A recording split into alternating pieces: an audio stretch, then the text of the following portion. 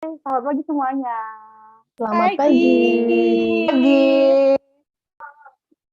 Oke, seperti yang kita tahu bahwa ada 6 facet of understanding, yaitu can explain, can interpret, can apply, demonstrate perspective, display empathy, and have self-knowledge.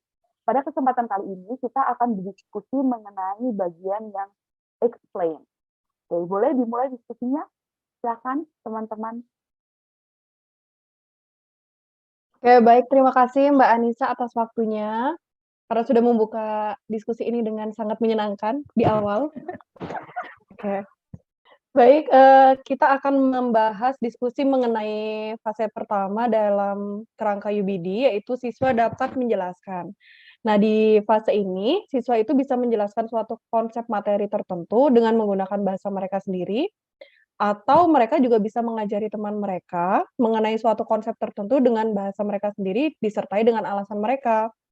Jadi di explain ini, siswa juga bisa menyampaikan ide mereka dengan bahasanya sendiri, siswa dapat membuat hubungan antar konsep materi yang ada, kemudian bisa menunjukkan hasil pemahaman mereka, disertai dengan alasan. Contoh penerapannya mungkin dalam teks ya, recount teks gitu. Jadi bagaimana kita bisa mengukur siswa itu sudah paham mengenai teks? Siswa bisa menjelaskan mengenai social function dari teks tersebut. Kemudian siswa juga sudah tahu language features yang digunakan dalam suatu teks tersebut. Kemudian juga siswa mengetahui generic structure dari suatu teks tersebut. Begitu dari saya. Silahkan dilanjutkan oleh Mbak-mbak sekalian. Definisi yang sudah jelas sih dari yang disampaikan oleh Mbak Yulinda. Kemudian contohnya juga konkret yang bisa diterapkan di dalam kelas. Mungkin saya bisa menambahi contoh yang pernah saya terapkan di dalam kelas itu, misalnya teks procedure gitu ya. Kita tidak hanya meminta anak-anak untuk ini loh teks prosedur begini, begini, begini dari language feature, dari apa namanya struktur dan lain Social sebagainya, tapi function. mereka juga bisa menjelaskan kembali langkah-langkah yang telah disampaikan itu dengan bahasa mereka sendiri dan benar gitu. Itu juga menurut saya salah satu aspek dari menjelaskan atau explain tadi. Ya, menyambung dari Mbak Muji dan penjelasan yang sudah dijelaskan oleh Mbak Yulinda, penerapannya dalam kelas sendiri juga bisa dilihat ya, Mbak. Kalau kan kadang kan siswa itu rikuh ya atau malu gitu tanya sama gurunya kalau mereka tuh belum paham. Nah, jadi kan kadang mereka juga tanya kan ke sampul sebelahnya, ini tuh gimana sih cara seumpamanya kalau text procedure ya, kita harus apa dulu sih kayak gitu. Nah, terus temennya yang sudah paham konsep ini kan dia bisa menjelaskan, ya tadi seperti yang sudah dijelaskan, bisa menjelaskan dengan bahasanya sendiri, bahasa anak-anak kayak gitu kan ke temennya. Jadi temennya jadi lebih paham ya, seperti itu. Kalau contohnya dari saya gitu sih. Kalau saya ini ya setuju banget sama kalimat yang siswa bisa menjelaskan dengan bahasa sendiri. Menurutku itu tuh suatu kata kunci di mana kalau menjelaskan dengan bahasa sendiri dan dipahami dengan baik oleh orang lain, itu kan sudah menandakan bahwa siswa itu dapat menjelaskan. Menurutku itu sih, Mbak. Saya yang terakhir ya. Dari semua penjelasan tadi ya, saya setuju bahwa salah satu indikator yang menunjukkan siswa itu memahami materi yang disampaikan adalah oleh guru adalah dia bisa menjelaskan isi dari materi itu kepada orang lain. Karena saat dia tidak bisa menjelaskan itu artinya dia sama sekali belum paham materi apa sih ini yang disampaikan oleh guru. Tapi saat dia sudah bisa menjelaskan itu dipastikan dia sudah paham gitu. Berarti gini ya Mbak, seandainya anak itu sudah bisa membuat orang lain paham terhadap konsep tertentu, berarti artinya dia juga sudah benar-benar menguasai konsep itu ya? Menguasai. Iya, betul. Iya. Betul. Terus kayak misalnya kan biasanya kalau guru itu di akhir mata pelajaran kan suka itu ya review gitu ya Mbak. Kalau review mungkin kan kayak ada yang bisa nyebutin enggak hari ini kita belajar apa kayak gitu. Misalnya gurunya nanyain social function-nya dari curriculum text itu apa ya kayak gitu, mungkin mereka udah bisa menjelaskan kalau social function-nya tuh kayak gini. Terus language feature-nya apa nih? Kayak gitu kan. Mungkin ada yang udah bisa memberikan contoh, nggak hanya menyebutkan tapi bisa memberikan contoh juga gitu ya.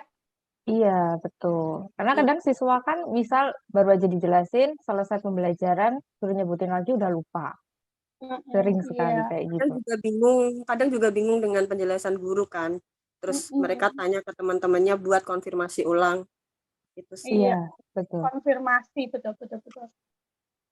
Kalau untuk dalam pembelajaran biasanya, ada nggak di sini teman-teman yang sudah mulai menggunakan bagian dari si paket ini dalam pembelajaran yang maksudnya lebih dalam satu tema sendiri gitu, maksudnya bukan cuma kayak sekedar di akhir tanya udah paham belum, jelaskan lagi, bukan cuma itu doang. Saya bener-bener satu bagian kayak misalnya positive text itu kan bener-bener ditanyain stepnya, setelah belajar step itu tanyain kembali, dia bisa menjelaskan kembali pakai bahasa sendiri. Tapi kalau materi yang lain ada nggak yang sudah dicoba diterapkan di kelas untuk materi lain gitu? Maksud dari materi lain itu apakah masih text based atau mungkin bisa di yang lainnya? Bahasa Inggris atau mata pelajaran lain gitu maksudnya? Apa gimana? Mata pelajaran bahasa Inggris bisa juga test based, bisa juga materi lain, misalnya kayak teacher menjelaskan sesuatu terus anaknya disuruh detail atau ngejelasin ulang gitu tentang materi itu yang udah dijelaskan sama teachernya. Selain prosedur, contoh lain, contoh yang diterapkan di Kalau materi. Kalau contoh simpelnya mungkin ya kayak tentang deskriptif teks ya Mbak. Jadi mereka itu bisa menjelaskan dari bagaimana cara mereka itu menggambarkan sesuatu. Itu contoh simpel sih menurutku. Ya, Kalau misalnya gini Mbak, kalau misalnya di teks prosedur, aku ngambilnya teks prosedur dulu ya, karena yang bisa aku ambil teks prosedur. Misalnya seandainya guru mau tahu nih, siswa tuh udah paham belum sih teks prosedur itu seperti apa? Dengan cara tanya ke siswanya, teks prosedur itu yang bagaimana? Bisa nggak diukur dengan gini? Misalnya yang pertama jawaban siswa, oh teks prosedur itu yang jawabannya itu how to bla bla bla bla, misalnya how to make atau how to operate dan lain-lain.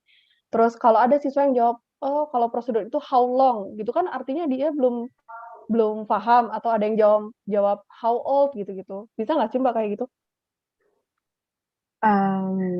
Kalau menurutku yang namanya apa ya, bisa menjelaskan kembali itu mungkin lebih ke bukan pertanyaan yang singkat, tapi lebih pendapat dia, terus kemudian nanti dari pendapatnya dia itu bisa nge-reflect nggak sama apa yang dijelaskan sama guru gitu. Menjelaskan kembali mungkin lebih ke situ sih kalau menurut saya. Jadi kan pemahaman gitu ya. Kalau paham kan belum tentu kata-katanya tuh sama kayak gurunya gitu ya. Apa harus gitu kan enggak toh. Terus kayak di proses kalau descriptive text tadi ya sih benar kayak misalnya dia mau mendeskripsikan satu objek atau tentang rumah kayak gitu kan berarti dia harus paham rumahnya itu ada apa, warna catnya apa, pagernya kayak apa, kayak gitu juga termasuk nggak sih sebenarnya? Bisa.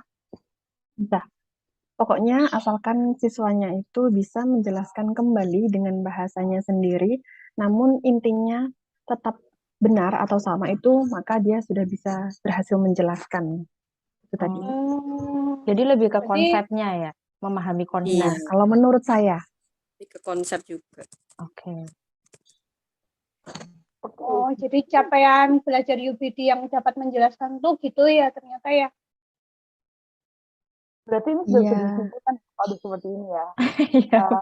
Kalau dari apa yang sudah saya catat ini ya, facet of understanding ini ada 6.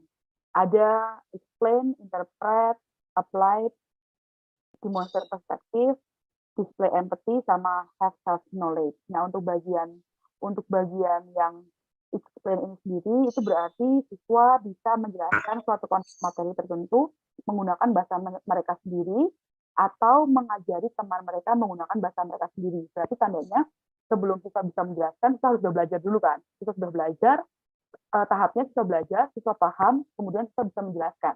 Karena kalau tidak paham, tidak mungkin bisa menjelaskan. Itu tadi dari contoh-contoh yang sudah dijelaskan oleh teman-teman di sini, ada yang sudah diterapkan di dalam pembelajaran descriptive text, procedure text, juga recount text, tentang dimulai dari bagaimana siswa menjelaskan kembali mengenai language feature, genetic structure, dan juga the aim of the text. Juga bagaimana tidak hanya menjelaskan dengan secara singkat, tapi juga misalnya untuk text procedure text di bagian step benar-benar sudah bisa demonstrate.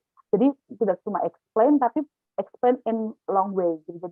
Jadi panjang dan jelas gitu, menggunakan bahasa mereka sendiri. Tandanya mereka benar-benar memahami. Karena kalau mereka hanya duplicate, berarti dia belum tentu paham gitu. Tapi kalau bisa menjelaskan dengan bahasa mereka sendiri, tandanya mereka memang benar-benar sudah paham. Karena levelnya sudah explain, menjelaskan gitu. Begitu ya teman-teman, dari rangkuman saya, apakah ada masukan atau tambahan?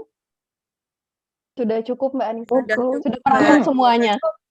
Oke, Iya. terima kasih teman-teman atas kooperasinya hari ini, sudah bisa berdiskusi mengenai facet of understanding ini bagian explain.